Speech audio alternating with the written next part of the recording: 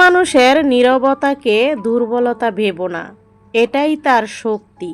মানুষরা নীরবে হাজারো দুঃখ কষ্ট লুকিয়ে সহ্য করে যায় পরিবারের মুখে হাসি ফোটানোর জন্য, কিন্তু সেটা পরিবারের লোকজন বোঝে না।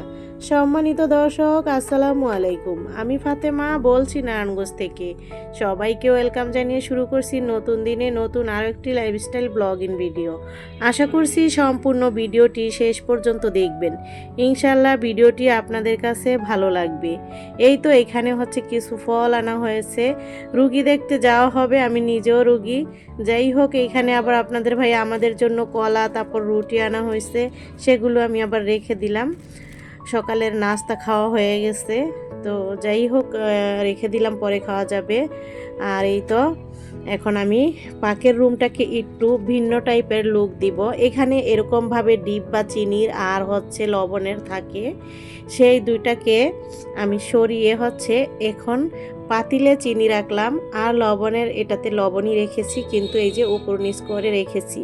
আসলে মাটির জিনিস এইখানে না রাখলে আমার মনে হচ্ছে ভালো লাগবে না, তাই হচ্ছে আমি এভাবে রাখলাম। আর সাথে চায়ের কেতলিটা কেমন লাগলো অবশ্যই কমেন্ট করে জানাবেন। রান্নাঘরে যদি হাঁড়ি না থাকে তাহলে কি ভালো লাগে? তাই হচ্ছে আমি এখানে রেখে এখন চুলাটাকে মুছে নিলাম। দুপুরকার রান্না করতে হবে, সকালের নাস্তা বানানো হয়ে গেছে, রুটি বানিয়ে নিয়েছিলাম। খাওয়া দাওয়া শেষ, টেবিলটাকে ক্লিন করে নিচ্ছি। দুপুরের রান্না করতে যাওয়ার আগে ডাইনিং টেবিলটা আমি সব সময় ক্লিন করে যাই। মাঝে সাঝে কোনো কারণে দুই একদিন মিস হতেও পারে, কিন্তু রেগুলারই আমি এই কাজটা নিয়মিত করে থাকি সব সময়। তারপরে এখানে টিস্যু বক্সে আর কি টিস্যু রেখে দিলাম, শেষ হয়ে গেছে। এখানে হচ্ছে আপনাদের ভাইয়া মুরগি নিয়ে আসলো, জনের বাসা থেকে পালা মুরগি আর কি নিয়ে আসছে, তারা নিজেরা হচ্ছে ঘরে পালছে।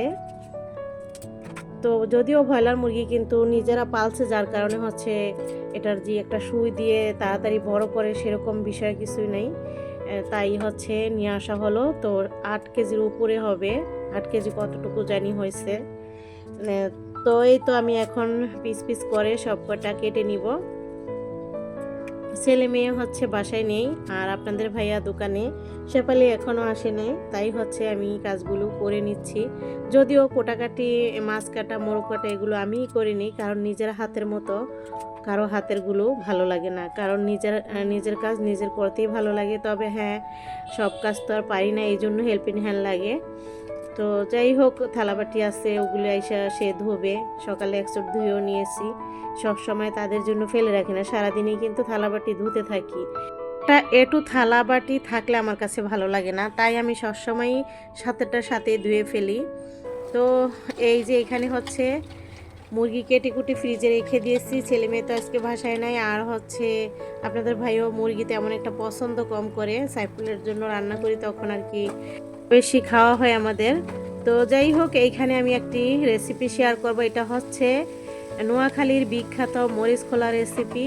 এইটা অনেক দিন ধরেই খেতে ইচ্ছে করে, অনেক দিন বললে ভুল হবে, 2 বছর ধরে হচ্ছে রাখি আপা আসছে না, নোয়াখালীর রাখি আপা আমরা সবাই চিনি, সে সেলিব্রিটি মানুষ, তাই হচ্ছে অন্য অন্য আপুরাও কিন্তু সেই রেসিপিগুলো করে, কিন্তু আমি তার ভিডিওটা দেখেছিলাম, আমার এতটা লোভ লাগছিল, তাই হচ্ছে আমি এইখানে 4 পদের মাছ নিয়েছি। ইলিশ মাছ আছে, ছোট ছোট পিস করে নিয়েছি, পাঙ্গাস মাছ, তারপর ট্যাংরা মাছ, পুঁটি মাছ, আসলে অনেক পদের মাছ দিয়ে এই রেসিপিটা করে। তো এখানে হচ্ছে মাখিয়ে নিলাম মশলাপাতি দিয়ে, দেখলেনি। তারপর হচ্ছে মাছটাকে এইভাবে ঢেলে দিলাম বড় পাতার ভিতরে। তারপর হচ্ছে এখন পেঁচিয়ে তারপর ভাপে দিয়ে দিতে হবে, ভাপে এই রেসিপিটা রান্না করে। তো যাই হোক, ওই পাশে আবার পেঁপের ভর্তা করতেছি। তারপর আগের দিনে ডাল রান্না ছিল, ডাল রান্না মাঝে মাঝে খেতে ইচ্ছে করে, যে ঝাল দিয়ে তারপর হচ্ছে শুকনা শুকনা করে খেতে কিন্তু ভালোই লাগে। তো ভাবলাম হচ্ছে অন্য সময় শেফালির আমি সবসময় দিয়ে ফেলি, তো আজকে ভাবলাম না, শুকিয়ে ফেলবো। কালকে টমেটো দিয়ে রান্না করেছিলাম, কেউই খায় না, সেটাকে শুকিয়ে ফেলবো। তো তারপর হচ্ছে গরম ভাতের সাথে খেতে ভালো লাগবে। তো এই যে এখন আমি আরেকটি পাতা দিলাম, কারণ এই পাতাটাতে ঢাকা হচ্ছিল না।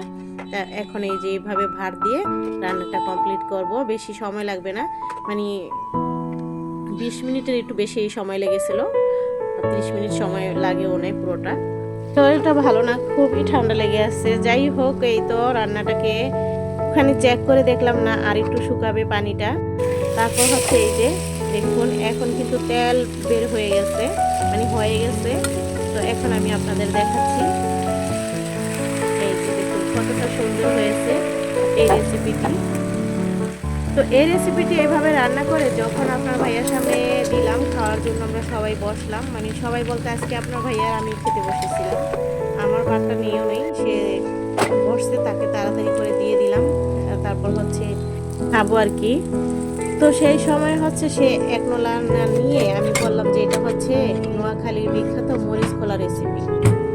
এখন যাই মুখে দিল এই নোয়াখালীর বিখ্যাত মরিচ খোলা রেসিপি বললাম, যার কারণে হচ্ছে তার কাছে মজাই লাগলো না। আসলে অতটাও খারাপ লাগে না, আমার কাছে মোটামুটি ভালো লেগেছে, কিন্তু আমরা যে মাছের চচ্চড়ি করি সেটা আরো বেশি ভালো লাগে। তো একদমই ফেলে দেওয়ার মতো না রেসিপিটা, মানুষ এতটা বিখ্যাত, নোয়াখালীর বিখ্যাত মরিচ খোলা রেসিপি, তারা এত শখ করে খায়, সেই রেসিপিটা তাদের দেখে আমার খেতে ইচ্ছে করছিল, তাই হচ্ছে আমি বানালাম। যেহেতু আপনার ভাইয়া মাছের চচ্চড়িটা পছন্দ করে, অনেকটা ওই টাইপেরই, কিন্তু এটা বরফ পাতার ভিতরে বানানোটা হয়।